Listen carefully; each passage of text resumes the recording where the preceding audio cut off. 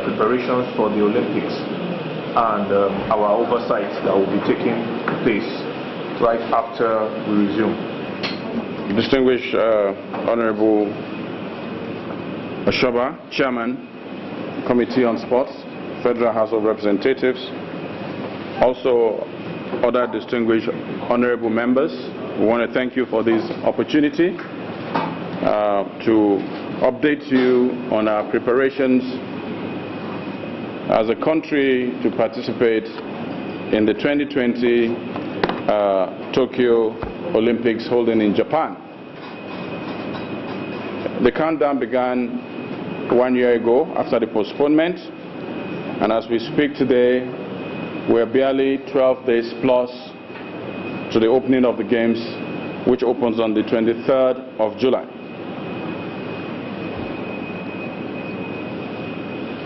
"58 athletes will be representing Nigeria in 9 different sports at the 2020 Tokyo Olympics. Athletics, badminton, basketball, canoeing, gymnastics, rowing, taekwondo, table tennis, and wrestling. And right after the Olympics proper, as is the tradition, the Paralympics will take place almost immediately. And we have qualified our athletes for the Paralympic Games in para-powerlifting, para-athletics, para-rowing, and para-table tennis. Distinguished honorable members, Mr. Chairman, you recall that yesterday at the Presidential Villa Banquet Hall, the Vice President, Professor Yemi Osinbajo, on behalf of Mr. President, handed over the Nigerian contingent to the NOC, which is the normal tradition. He also unveiled the equipment or the kits for the Nigerian contingent and gave them a charge, sending them forward. I want to thank the chairman and the deputy chairman. Even though at short notice, I want to thank them sincerely for being present at that very important event. And just about an hour ago, about 28 of our athletes and officials and coaches left on Ethiopian Airlines via Addis Ababa for Tokyo. About 2 weeks, 10 days earlier, a batch of 12 went as advance party, and on the 19th and 20th, the final batch will leave for Tokyo. Before we got to this point, for the first time, we had national camps in the country for 80 days. In the past, it was normally for 30, 45 days. But we had staggered camping in 2 sets in 4 cities: Lagos, Abuja, Port Harcourt, and Bayelsa. So our athletes, apart from all the qualifiers, had the benefit of camping, which lasted about 80 to 81 days. We had a number of qualifiers. We organized a national trial. We organized an international invitationals for our athletes to qualify. And we are happy that Nigeria is going to be represented by 58 athletes, like I said, in 9 sports at the Olympics. The preparations for the Olympics and Paralympics began long before the COVID-19 pandemic, which struck, which eventually forced the organizers, that is the IOC, to postpone the Games to July 23rd and 24th of August, respectively, both the Olympics and Paralympics. Of course, for the IOC, for the NOC, for the ministry, and I'm sure every country, this postponement came with attendant costs, which were battled with even at our own end. But I'm happy to say that we have received support from the federal government within available resources. And that's why we could hold the camps that we had. That's why we could also procure the equipment clearly almost 2 weeks before the start of the games. Upon arrival in Japan, we've also arranged that our athletes be in a camp. There's a need for a pre-camping before they move into the Olympics village proper.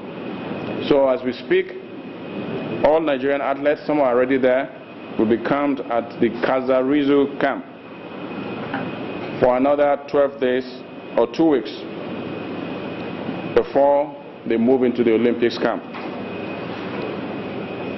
The camp we are prepared for them is important because it's the pre-camping, the final stage of tune-up preparations before the competition proper. Mr. Chairman, I want to put on record that the athletes representing Nigeria were carefully selected, also competed and went through all the qualifiers. They also demonstrated a high level of professionalism, commitment and discipline. On that note, Mr. Chairman, distinguished members, I want to just submit that we hope that our participation this time in the Olympics will come with laurels. Our medals will be clean medals without any controversy. And as an anecdote, the signs of hope are great. For the first time, Nigeria and Africa is presenting 2 basketball teams, the female, the Tigress, and the male, the Tigers. But the story gets better. Mr. Chairman, honorable members, 2 days ago, in the early hours of Sunday morning, the Tigers played against the world's #1 greatest basketball country and defeated them. If we thought that was a fluke, last night, the Tigers basketball team again played against Argentina, the #4 seeded team in the world, and trounced them with a difference of 23 points. We do not need to look any further. What we see, or what we're seeing now, is the cumulative work of the players through their commitment and discipline, the coaches, the federation that work with them, and also the ministry and the government of this country because of the resources and the support they have gotten. Today, the team will play against Australia, another top seeded team. And then tomorrow, the female basketball team, they landed in Las Vegas this morning, will also play 2 friendly matches with the top seeded teams in the world. And I have no doubt in my mind that the Tigers, who have been clear African champions, Afro-basket, will also do this country proud. But that's just for basketball. I want to put on record that some of our athletes are ranked between 1 and 10 in the world, most of them. We have a wrestling team that's dominated the world class. We have athletes, and I don't want to really just mention them at this point. We've seen them shine properly, and we think and we hope and pray that this time Nigeria would be on the global map when the story of the 2020 Tokyo Olympics is written. I'm being very careful, but I'm very optimistic. And I want to thank Mr. Chairman and members for also supporting the ministry to quietly get this work done. I thank you. For the first time, having a contingent that is all about quality, not quantity. This is the first time Nigeria is taking less than 100 athletes to the Olympics. We are going with quality now, not quantity, and we are expecting a very favorable medal haul. You did mention for the first time as well that the athletes were camped for 80 days in Bayelsa, Port Harcourt, Lagos, and Abuja. That is commendable as well. Also, the Adopt an Athlete that started over a year ago, I'm sure is reaping the right dividends, because I am aware that companies adopted and individuals adopted various athletes.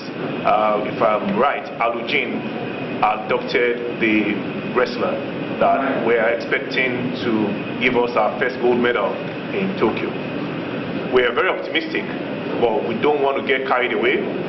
I believe that the Tigers, the basketball men's team, is going to do Nigeria proud, and we're all praying and wishing that by the time the Olympics is over, the way we christened our 1996 soccer team, Dream Team, Nigeria, the Tigers will be taking that remark of Dream Team from the US Olympic team, basketball team.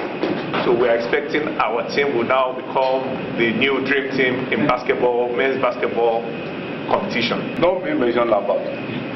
Not say anything about the allowances of this people, because every time, either football or Olympic level, at the end of the day, we do have complaints about the allowances.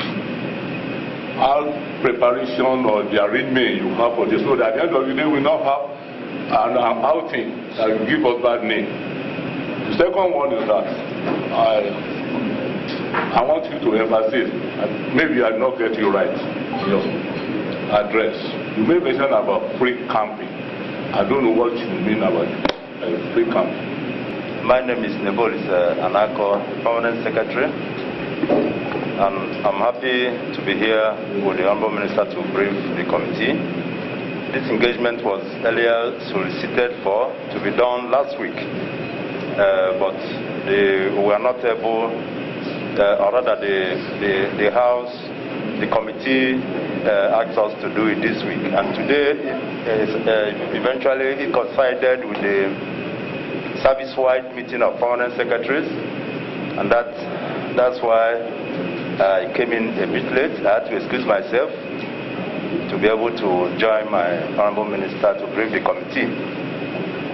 With respect to the allowances, yes, this is part of the work we are doing in the ministry to make sure we get all those things ready to avoid the embarrassments witnessed sometimes in the past.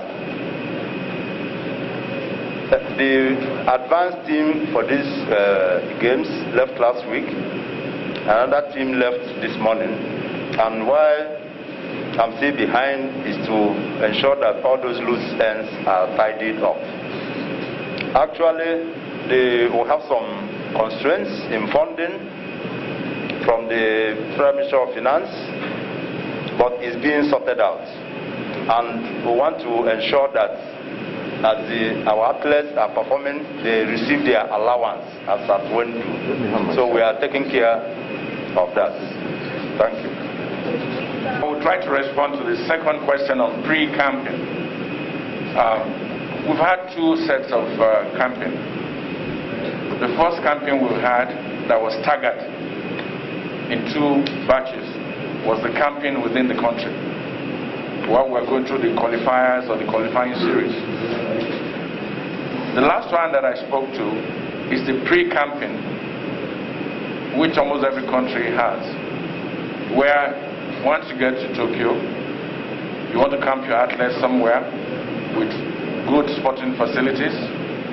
Some of them, most of them, almost equivalent of what they will use eventually. And then you wait until when the Olympics Games Village proper is open, and then they can start to go to rotate into that. So that's the pre-camping we're having now in Kazarizou City. We signed an MOU with the mayor of that city to use their hotel and sporting facilities. We had checked it out.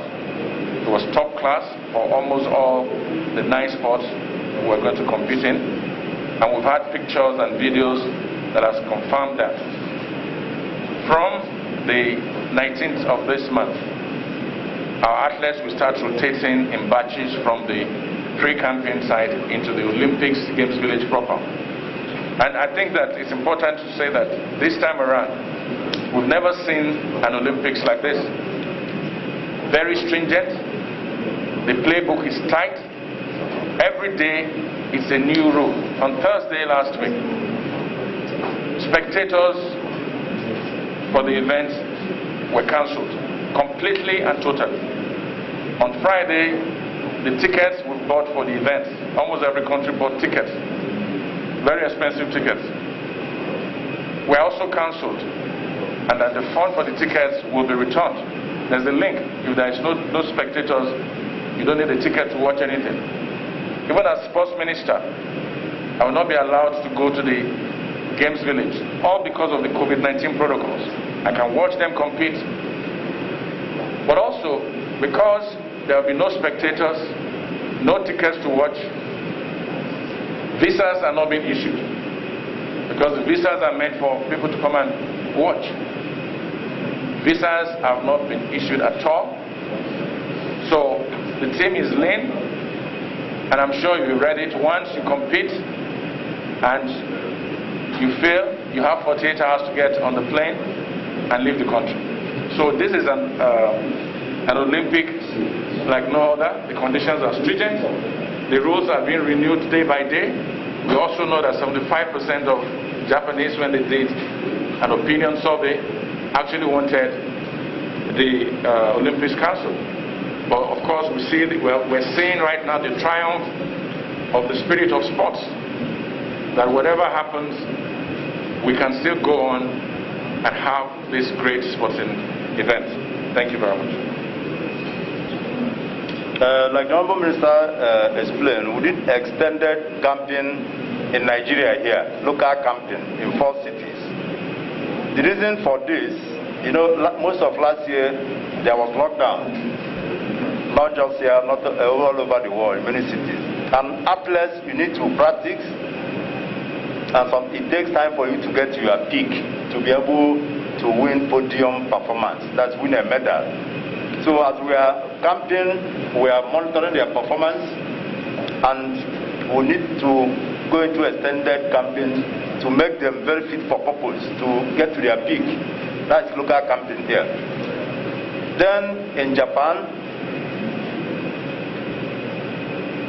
before the games proper, you know, one athletes, you move to Japan, like from here to Japan is a 2-day journey. And you don't just go and start competition the next day. The weather also is different. That informs the need for pre-games camping in Kisarazu city. Many countries, of course, have their pre-games camp in different locations in Japan, but our own is in Kisarazu. Is to keep them in top shape, keep practicing until they now enter the Games Village to start competition. That is the reason. Thank you. Question is about the logistics for travel. We are aware that we have 2 very, very good airlines in Nigeria, Air Peace and Ibom, that have just gotten 2 brand new A320-300s. Why was it that those airlines were not engaged to move our athletes so we could use local content? You just mentioned that Ethiopian Airlines moved the contingent today. And we wanted to know which airline moved the first batch 10 days ago, and how many officials and which airlines do you intend on using to move athletes and coaches that are going after this batch that left today. Thank you. I will just try to provide a response, and then my peers will fill in. I think, as is the practice, what we do normally is to engage travel agents and have them seek out airlines that fly that particular route, but also seek the best offers that we can get in pricing. I'm not certain when they came back to us. Neither of these 2 airlines showed up as flying Japan. And to show my curiosity, I wanted to know apart from pricing, what is also the distance? From here to Addis Ababa, I think it's about 4.5 hours. And then from Addis Ababa to Japan is 17 hours non-stop. So we sought for travel agents. We had some of them that have been with us in the past. They had the reputation. We also needed those that could give us tickets up front, because we only pay them after the fact. And we wanted to get the tickets early enough so that the price would not go up. And that's why it's not just Ethiopian Airlines. There are 3 airlines: Lufthansa, Ethiopian. What's the last airline? Okay, the 3 airlines. But I think the fact is that the airlines you mentioned do not fly that route. And we used our travel agents to get the best possible price. We talk about safety, the reputation of the airline, their fleet also, in terms of the model of their fleet for such a long distance, and then the pricing. So safety was important, the pricing was important, the reputation of the airline was important. And if I can also say, surprisingly this morning we got a call from the Ethiopian Airlines asking for permission to organize a special send-off for our contingent at the airport this afternoon, which they did. I wasn't there, but as a show of appreciation. So we have 3 airlines.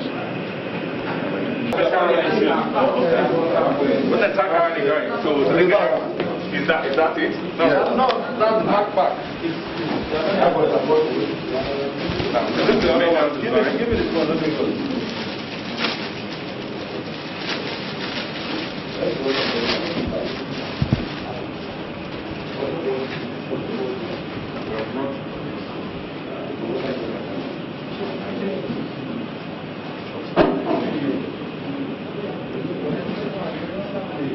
All these made in Nigeria, local content. Our passports.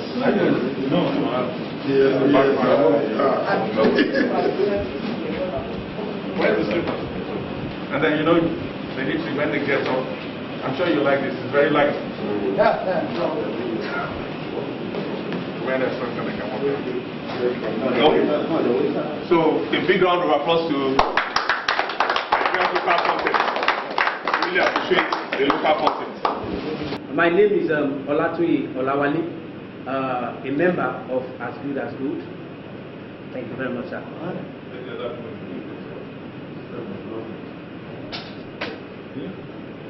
My name is Patricia, a member of As Good As Good. Thank you. SARS, Alex Okonkwo, coordinator and member of As Good As Good.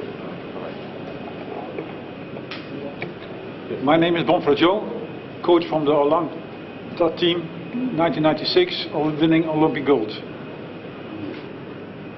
My name is Okeke Maxwell, member As Good As Gold.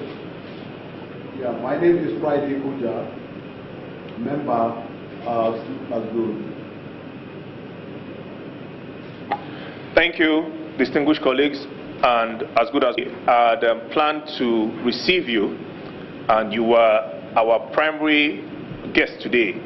Then we did the Olympic handing over yesterday, and we had the ministry say they were coming as well. So you are our primary guest that we're expecting today. So this sitting is primarily for As Good As Gold. So we'll yield the floor to you to present As Good As Gold to the committee. Thank you. For having immediately responded and endorsed and supported us to continue in this endeavor. I will quickly explain what As Good As Gold is.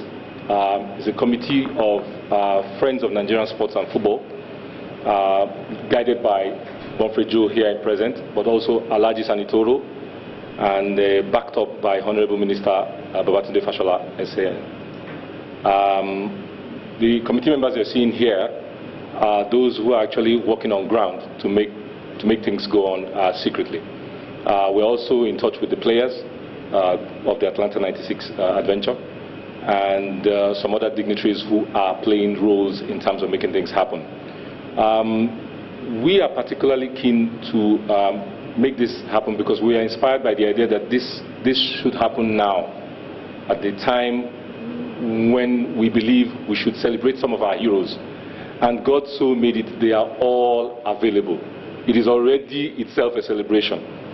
And what we are saying is that with the work your committee is already doing, trying to help the minister make things happen in this country, it will be nice to do something like this that can gather Nigerians together, give us a bit of a memory, but also let the younger ones who might not have witnessed this thing live, know that they can achieve something internationally. We were really the first black country, I must say, to win an international Olympic event, gold medal in football. And Bonfire says with a white coach, but yes, but it was a black country. And that's Bonfire for you. That's Bonfire for you. We are, some of us here are sports administrators, so we go around the country and we see that we have the same talents. Maybe we don't believe, but we have the same talents. So the celebration, As Good As Gold, is supposed to be a 2-month event, which includes, but we'll go into details later, includes an expo, what I call a live expo, which is an outdoor expo, eventually in Millennium Park, because we would like it to hold in Abuja, which is the center. So Millennium Park, part of it will be transformed into a gallery where young people and maybe elder people as well can come and see live images of that adventure. We're going to get from the IOC some very rare footage. We're working with the Atlanta government, the state government, to get images that people didn't see, we've never really seen, construction of the Atlanta arena and all that, so that younger people can come into the Millennium Park free during a 2-month period to see these heroes when they were, because everybody knows JJ Okocha, but a lot of people who are 20 years old don't know what it was. They don't know what it means to be JJ Okocha. You know, they call Modric and they call other players today. So that's one aspect. The second aspect, this will go for the 2-month period. The second aspect is that they're going to be on TV, on blogs, and on social media, extracts of that adventure, interviews of the actors who are still with us, and they can come and talk about their adventure. The Ambokachis, the Wankwo Kanus, Babangida, they will all come and talk about their adventure. That will be online and on TV. While that is going on, we will prepare an exhibition match with a Nigerian team, and a foreign team, one of our neighbors, so maybe Ghana, Cameroon, at the level, Olympic level, so that, you know, it's still part of the event. These former players will also come for an exhibition match, which, of course, the committee is, I assume that you are all our patrons. That's what, for us, you are all our patrons. You are already involved in sports. The former players of the Olympic team will come and play an exhibition match for like 30 minutes with a decided team. It could be from the National Assembly, it could be from the House of Reps. We can organize that. Something that could be, it's exhibition, where we know you will win. We know you will win. I'm sure you will win. But we are saying, you know, give them some space to pass the ball around. Now, it will culminate at the end of the year with a short documentary on all the channels that are partners, all the TV channels that are partners, where people actually see a short documentary of how we won the Olympic Games, how we really won it. And then some of you, sir, will be called to tell us what you were doing the day we won it. You would have to tell us a bit of your story. So you see, the package is really attracted so that the youths realize that we are a united country. We can do things when we do it collectively, and we already have the talents here. Which now brings me to what we really would like the committee to assist us with. First of all, sirs, we believe you are all patrons. So easily, we would like to have you as patrons. That's the very first thing. It doesn't engage you, it doesn't mean we have to be calling you every day, but we will probably need your guidance, because that's the first thing. The second thing, we would love to host it in Abuja.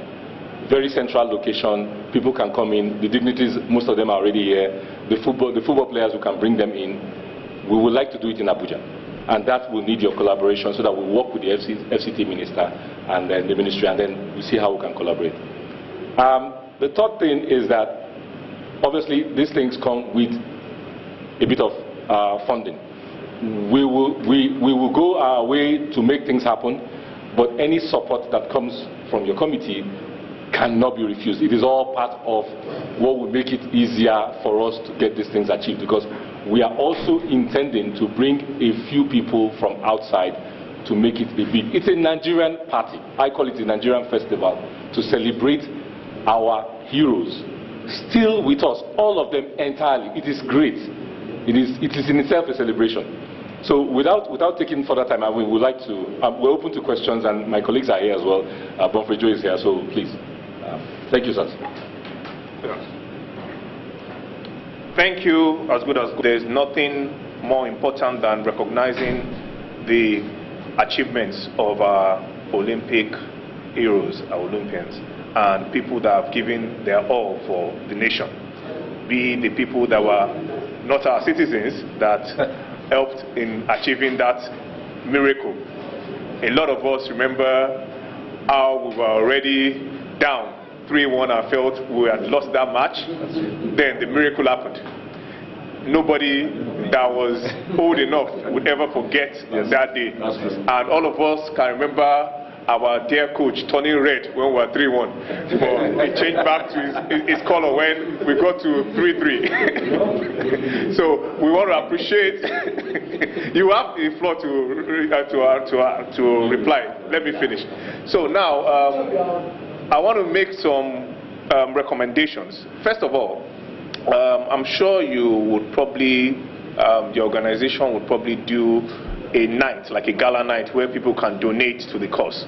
I think that would be best suited for you to gather enough funds for what you want to do.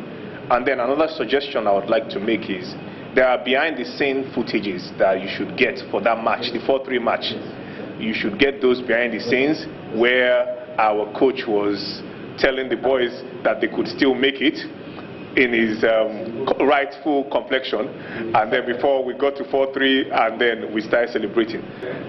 So I told him, no, we are going to win this game. I tell you, we're going to win this game. I was the only one, maybe in the whole stadium, maybe also in Nigeria, who tell my players in halftime, we're going to win this game. So I told my players what to do in the halftime, what they must do, and I tell them, we go out, we beat Brazil, and we go to the final. Okay, you need also luck in the last minute. But I told them, we go out, we get a penalty in the first 20 minutes. We get a penalty, for sure. Go, attack. And we get a penalty.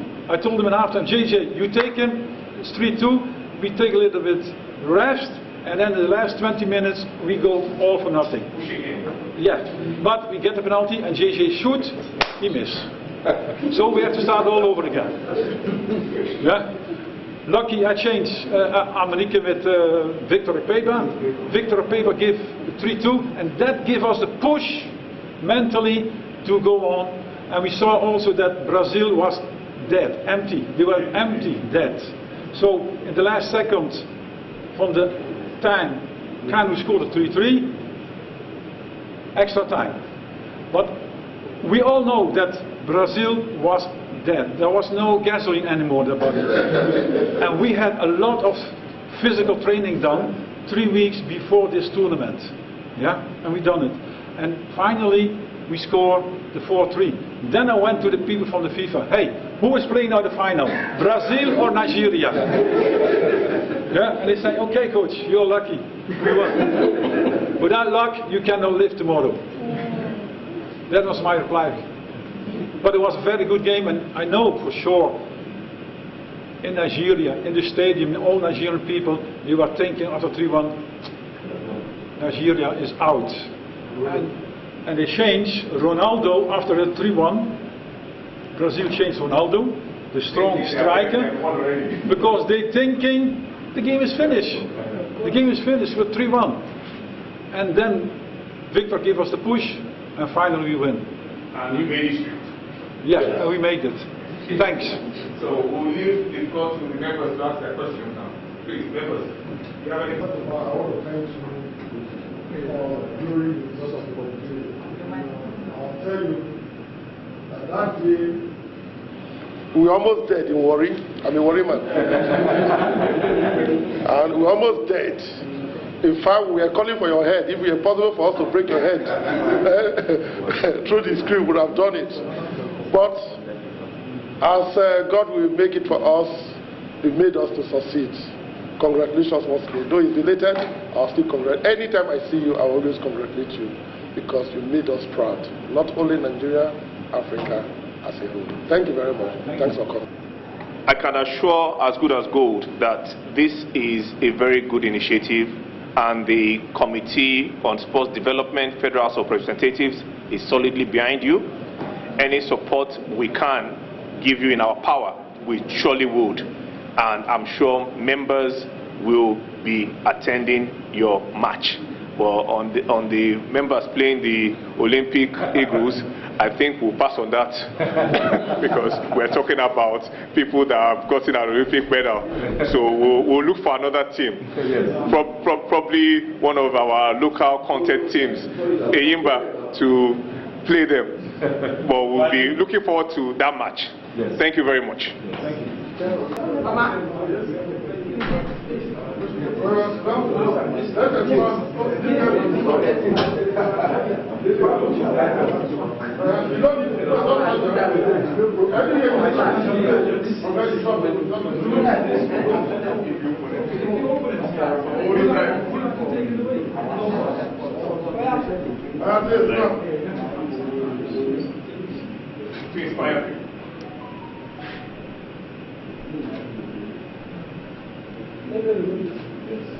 Pictures done.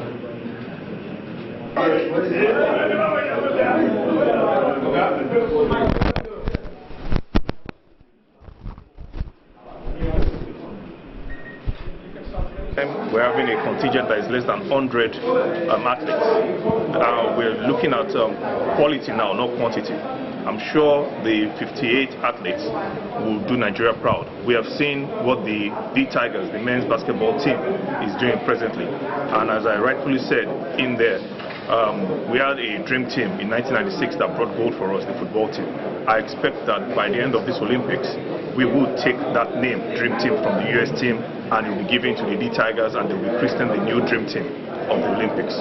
It's always a thing of pride for Nigerian companies to compete with other worldwide companies. The fact that our kit is all locally sourced, local content, which is very important. In this period now, I think we should patronize Nigerian-made goods more. And there are Nigerian companies that are actually making Nigeria proud with the quality of kits they brought out. Well, I think it's a good omen that Bonfire Joe is coming just right at the time when the minister was here. It shows that something is coming to Nigeria. All of us should just keep our fingers crossed and pray for our team and support them. They are not going to be spectators at the stadium because we remember that during the 1996 Olympics we had the Nigerian Football Supporters Club making all the noise and cheering our boys on. But as far as we keep them in our prayers and we cheer them on from Nigeria, I'm sure our team will make us proud. Well, I think the two sports I'm really very interested in is wrestling and badminton. I'm very sure our wrestling contingent and the badminton team should make us proud.